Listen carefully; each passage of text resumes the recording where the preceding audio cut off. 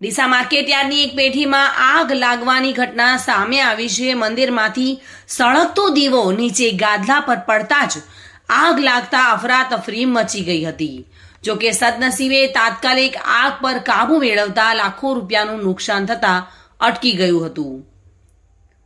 ડીસા માર્કેટયાર્ડમાં હાર્દિકભાઈ ઠક્કરની જય જલિયાણ ટ્રેન્ડિંગ નામની પેઢી આવેલી છે, જ્યાં તેઓ અનાજનો લે વેચનો વ્યાપાર કરે છે। આજે તેમની પેઢીમાં મંદિરમાંથી સળગતો દીવો અચાનક નીચે ગાદલા પર પડતા જ આગ લાગી હતી અને જોતજોતામાં આગના ધુમાડાના ગોટે ગોટા નીકળવા લાગ્યા હતા।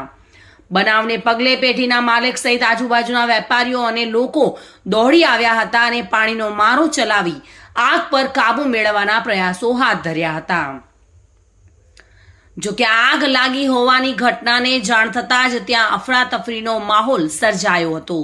ઘટનાની જાણ થતાં જ ડીસા નગરપાલિકાની ફાયર ફાઇટરની ટીમ અને યુજીવીસીએલની ટીમ પણ તરત જ બનાવ સ્થળે પહોંચી અને રાહતની કામગીરી શરૂ કરી હતી। આગ લેતા જ લેપટોપ, ગાદલા સહિત પરચુરણ સામાન બળી જતા નુકસાન થયું છે, પરંતુ આજુબાજુના વેપારીઓ, મજૂરો સહિતના લોકોએ ભેગા મળી તરત જ પાણીનો મારો ચલાવતા ગણતરીના કલાકોમાં જ આગ પર કાબુ મેળવાયો હતો, જેના કારણે પેઢીમાં પડેલો લાખો રૂપિયાના અનાજના જથ્થાને નુકસાન થતું અટકી ગયું હતું। Reena Parmar, Today News, Gujarati.